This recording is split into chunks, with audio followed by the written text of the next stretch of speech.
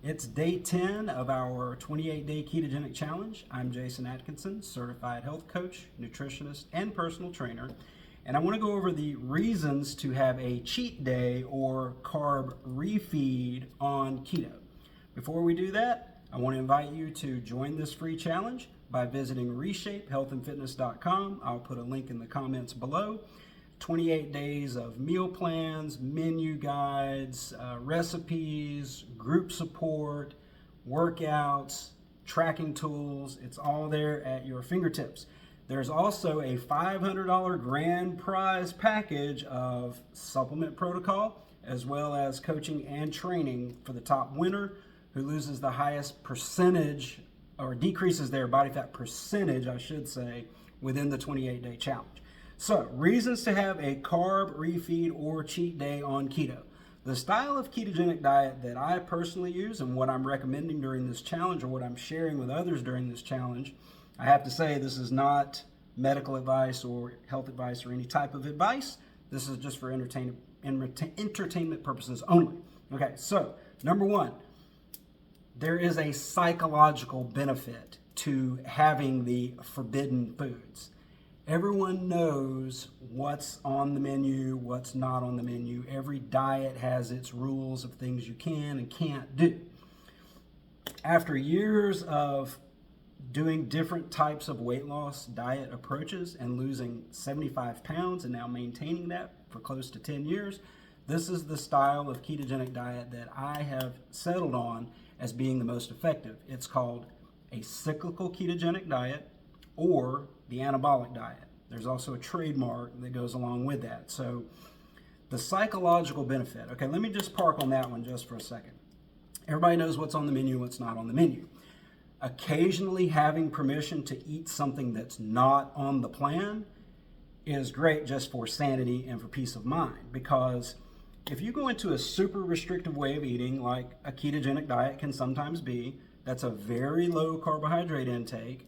Days and days and days of doing that, it kind of can get a little monotonous and you start to crave things like spaghetti or bread or rice or, cookies or anything that has a significant amount of carbohydrate in it. Pizza, French fries, healthier foods like baked potato or, a piece of a banana or something like that. So those things are not on the plan in the low carb ketogenic phase, which lasts for 5 days. However, once you reap the maximum benefit of this ketogenic state, you flip the switch and eat some carbohydrates. A couple of wonderful things are going to happen. I've outlined this before, but the first thing that happens is, okay, I can have my favorite food.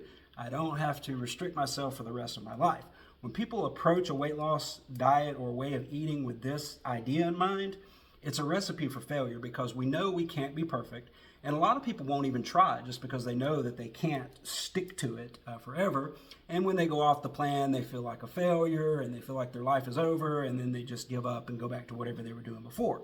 So knowing that it's human nature, we will at some point deviate from this plan, that's okay. It's built into the program. The carbohydrate foods, including some of the junkier ones that I just mentioned, can fit into an overall healthy diet. The idea that you have to limit something 100% in order to get healthy or get fit or lose weight, that's not true. You can fit it in, but this framework has allowed me to still get the maximum benefits and still fit it in.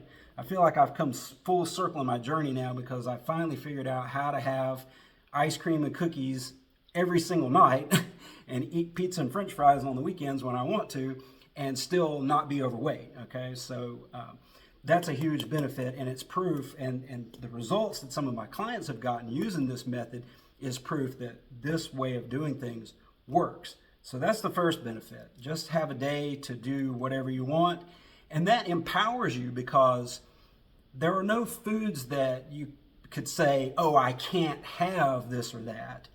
It shifts the language to, I'm not going to have that right now, but I'm going to wait until this weekend and fit it into my refeed window. So that's a lot more empowering. Whatever it might be, a donut, okay? Well, it's not I can't have donuts. I'm just not going to do that right now. I'm going to wait. Okay, so delayed gratification, not denial. That's a huge principle that I've shared many times over the years, and that works. Secondly, that influx of carbohydrate on the weekend, if you're training, if you're doing strength training and cardio during the week, depleting your glycogen or stored carbohydrate in the muscle all along the way, you got to understand glycogen is energy for strength training and for high intensity cardio, which we purposely avoid on this program so that we don't waste that precious fuel. We want to burn fat during our cardio, so there's a better way to approach that so you don't burn sugar. But I digress. When you deplete that muscle of glycogen and you hit it with this big influx of carbs, you're going to be super insulin sensitive. The muscles are ready to absorb and uptake that glycogen and store it as glycogen, not fat. Okay, that's the great beauty of it. You can eat in a deficit during the week and refill in a set window on the weekends, which may be higher total calories, but the way that it's partitioned is going to affect what your body does with it, and the types of nutrients and the timing are all factors in making that happen. So when you eat this big influx of carbs on the weekend, it gets stored in the muscle, gives you energy to train for the next week. My analogy is refilling the fuel tank. Most people are topping off their gas tank much too frequently. When you put glucose in your body, carbohydrate, glycogen, however you want to term it, you deplete some of that. If you just fill it back up, you're never going to get around to burning body fat. If you want to burn body fat, keep that fuel tank low. You'll switch over to battery power or stored body fat. Much easier. Okay, third reason to have a carb refeed or cheat day on keto, it counteracts the metabolic adaptation. Okay, so what is that?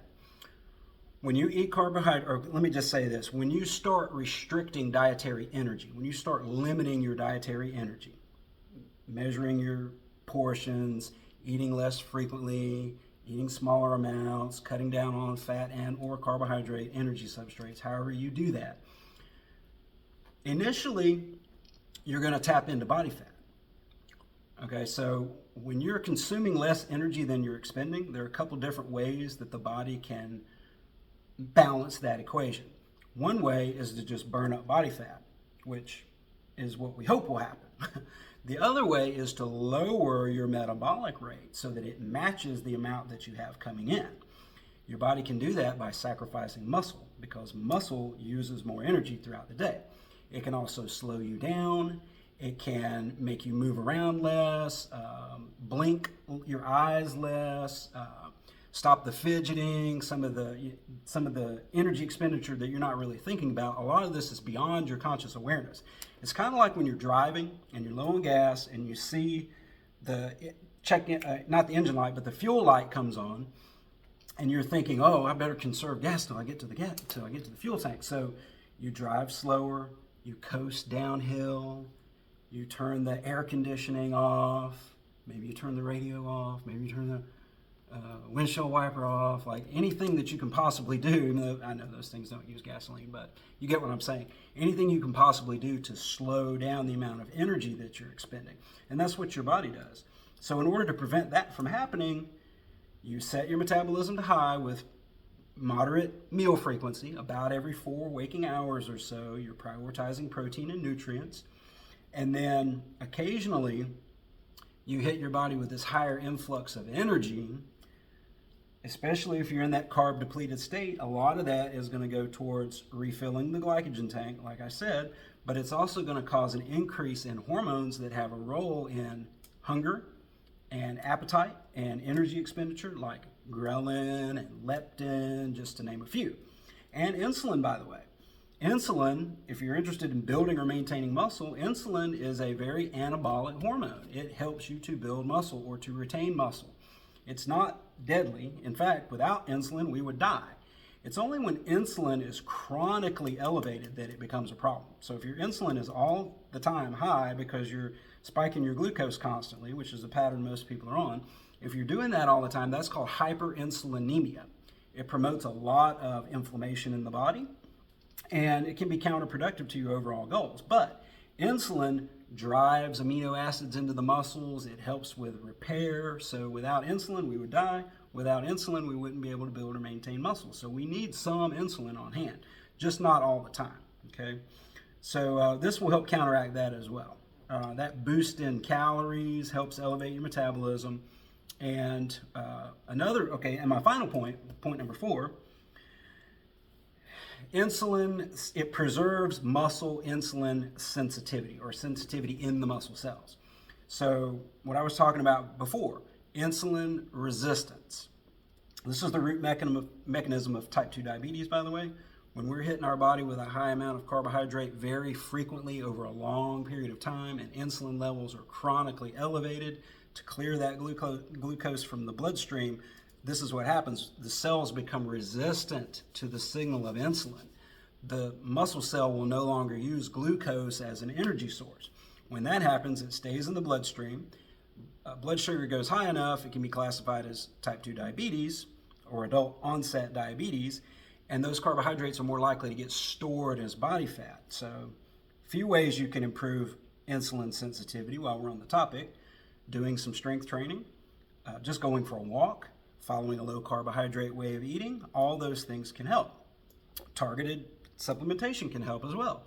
Omega-3 fatty acids from fish oil, that's the most insulin sensitivity promoting supplement that exists, and that's something we need for good health anyway. So omega-3s, that's part of my foundation's protocol that I'm recommending for people that are doing this challenge, by the way.